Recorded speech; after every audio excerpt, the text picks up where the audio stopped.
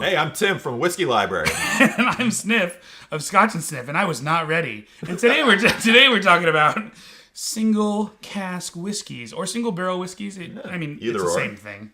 It's all in how you want to word it. Absolutely. So today on the show we have a co-host. Perhaps you've seen him before. His name is Tim. Hey guys. He's very not short. And he's going to be the co-host. He's from Whiskey Library, in case you couldn't see it on his shirt or you can't read. Representing right here. I apologize if you can't read. I forget that there are people that cannot. So today we're going to be talking about single cask whiskeys. That got a little more serious than I meant for it to for a second there. But single cask whiskeys are pretty awesome. Today we even have a single cask whiskey from the Whiskey Library. That's right. Jack Daniels. Which is going to be pretty awesome. So we're just going to talk about them. Absolutely.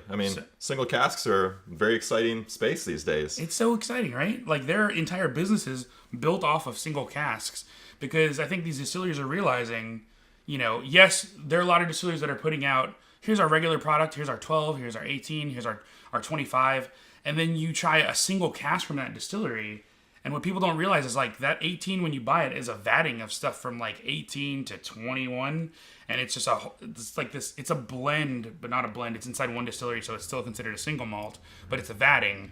And so each single cask, though, has such a unique personality and character. Well, when you find a distillery that you like, there's really only a limited kind of OB range from that distillery, typically. And one way to really expand and to explore kind of the different nuances that a distillery might have is to explore single casks from that distillery. And we're really lucky at this point in time to have a whole bunch of independent bottlers who are bringing these whiskeys to market, just like you're seeing right in front of us here, 5 great examples.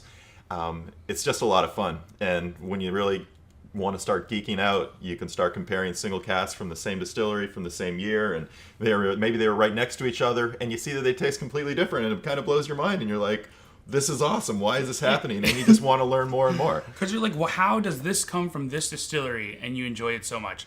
So everybody who's out there watching, ScotchNSniff, not a huge fan of the peat, but this first bottle we're going to talk about is actually a 14-year Lafroig. So if you guys saw any footage from Vegas, you know that I tried a 16-year Lafroig that was from Signatory, and it was... But this 14 year is actually pretty good. Obviously, I've only had like 2 pours from it, which... And doesn't say a lot when you have... Yeah, that's a big pours. But, like, it's actually pretty good. The peat isn't on the same level as, you might get from one of their more normal barrels. Maybe this barrel was stuffed in a rick house somewhere where, like, it's just, like, not getting the same effects of the ocean and everything else that's going on at Lafroig, which is kind of, for some of us, kind of nice. Right, because they have a pretty intense peating experience over there. Gosh. I was lucky enough to go over there a couple years ago and to see it firsthand. And you wonder how some might come out less peated than the others, but apparently it happens. Just about the cask that it's in, maybe get a little bit more oak influence from it. Where it is in the warehouse, maybe a little bit more stuffy, doesn't allow the flavors to expand quite as much, not as much oxidation going on from the barrel. Might cause that to happen. Thing ever. Yeah, right? Yeah. Cover that peat up, right? Cover it up. I won't lose. So then we've got, Lafroig, they also have a 27-year from another company, Scotch Malt Whisky Society. That was pretty good because it was, like, on the nose, it was horribly peated. Like, I was like, this is going to be terrible. But if there's anything I've learned so far in whiskey tasting, it's that age and sherry, those two things can overpower peat. They're like the light side of the force. Well, absolutely. With the peated whiskey, the older you get, the more mellow the peat is. Thank goodness. Right? So you obviously know that if you've ever had a peated whiskey before, Lafroig 10 is like the quintessential peated whiskey. But if you go up to Lafroig 27, you're getting up to their 32, you're really starting to see that peat dissipates because you got that oak really stepping up to the forefront. Not everybody wants to be kicked in the face with a piece of earth that's been burned.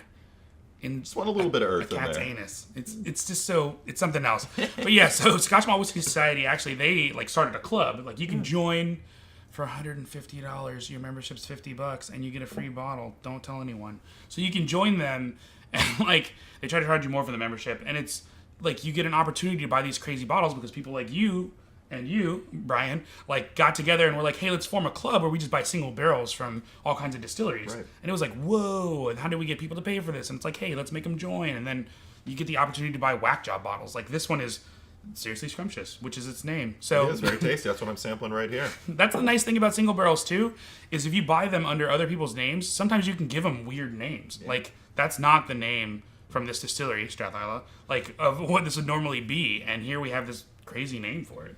It's very cool. Scotch Malt Whiskey Society has done a great thing to really bring single casks to the forefront for people. And even though other independent bottlers have been out there doing it for a while, they really helped to shine a big light on the marketplace. It's just a great time to be a whiskey drinker. Heck yeah. So it's kind of weird that I put this one next. It's super weird. So Scotch Malt Whiskey Society, a couple of people who used to run it actually maybe broke away and started their own set of independent bottlings, and that's where we actually get the Classic Cask from. Classic Cask, John Milroy's, they have a couple of names they brand under, but pretty good stuff. Again, it's just single casks that are not indicative of whatever it normally would be. Like, I've had the regular Mortlock Expressions, not been impressed. It's peppers and apples a lot, and this right here is like incredibly fruity and just vibrant and alive in a way that, and that's part of the problem with OBs. Absolutely. So like original bottlings, sometimes you get a cask that's alive, and sometimes you get one that's like meh, and you still have to we got to put out this product, and you put the two together. And one of the biggest things about independent bottles as compared to the own bottlings is the fact that typically at cask strength, right? Classic Cask isn't, but their John Milroy selections are. Definitely. And obviously Scotch Malt Whiskey Society is always cask strength as well. So you really have an opportunity to customize your whiskey drinking experience. You get to start at that, say 55% alcohol, 65. and then bring it back down. Step it back to really see what other flavors are exposed at those lower alcohol levels, and you customize your own experience, as I say. And that's one of the most enjoyable things about it. You let it breathe. You add a little bit of water. You just kind of find that happy spot, and you just try to replicate that the next time. That's what's awesome about it, is like being able to. So adding water doesn't always work. Sometimes it makes it taste worse. We've talked about that before. But a lot of times, exactly, you just get to experiment, and that is like half the fun of whiskey, right? Like, you needed a reason to drink more whiskey. This is it. Yeah. Like, buy something that's 62.2%, and then just give it a little water, see what it does. Give it a little water and see, if it's great at a certain spot. Maybe you find a sweet spot for your palate, and then you're like, I always need to add a number of drops of water, and you're good to go. Yeah, and if you're just getting going on your whiskey journey, it is a great place. Don't be intimidated by the higher alcohol strength. Like we said, you can customize that experience and find what alcohol strength suits you the best. Exactly. So this one is Dram Fool. I actually bought this from Brian in the whiskey library.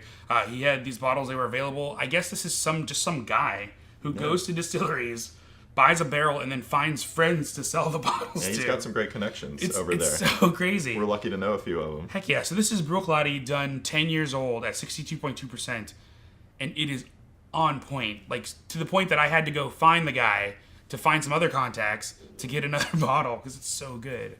I haven't had a chance to sample that one yet, but I have had some of their other releases, some of their peated, and it is just fantastic stuff. You bought it and you didn't let him try any. That's messed up. We can try some today. It's so good. And then this last one, also connected to you guys. Yeah. Hey, look at this. I'm standing right behind it. This is our Whiskey Library Jack Daniel's single cask that just came to market a little bit earlier this year. It's about a 67% single cask. Had a wonderful experience going down to Jack Daniel's, tasting a handful of different casks, and being able to choose this one. This one really stood out from the other casks that we were sampling because it just had a punch to it, but it also wasn't so overpowering despite the 67% alcohol, which is kind of unbelievable, right? But it's true. You drink a little bit of it, and you're like, huh, I know there's alcohol in there, but it doesn't feel like that much. But, it's one that also does a little bit better. You add a little bit of water to it, it really opens up. But if you're used to your Jack Daniel's Old No. 7, this is 180 degrees away from that. It's like you're not even drinking Jack Daniel's, because I have to say that I never drink regular Jack Daniel's, but this one really sings to me, and it was a real treat to be there to pick it up. The Jack Daniel's single barrels are so flavorful compared to everything else they have. Yeah. It's just incredible how much more you get from it. Shows what you can do when you don't dilute things down. Yeah. Again, that was their experiment, and at some point they were like, that's somebody who's counting money. Yeah. They're like, we're going to lower this to 40 because that's legally available, and we're just going to pour water in it, and we're going to make more money because we'll sell more. Yeah. But they're not realizing, oh wait, we could make even more money if we just sold it for more at cask strength. And sometimes some distilleries get on that. And also, it's not just the alcohol strength that differentiates this from the normal bottling. This was stored at a very unique spot in the warehouse. They've identified a sweet spot that gets the most Flavor. It gets the most flavor. It's got the most even, temperatures in there to create a well-rounded whiskey out of it. And that's what you get here. That's so good. All right, so if you guys have any independent bottlers that you'd like for us to try out, or Let any us know. distilleries that you definitely want us to try from, definitely leave it in the comments below. And where can we find the Whiskey Library? Yeah, on Instagram, it's Whiskey Library DC. Online, it's whiskeylibrarydc.com. And if you want to drop me a line, it's tim@whiskeylibrarydc.com. That's fancy. That's so fancy. So yeah, guys, thank you so much for joining us today, and we will see you in the next episode, unless you don't go to the next episode, in which case you must be an amateur YouTuber. That's right. You suck. Yeah, what Tim said. I saw that in a book, and that makes it true.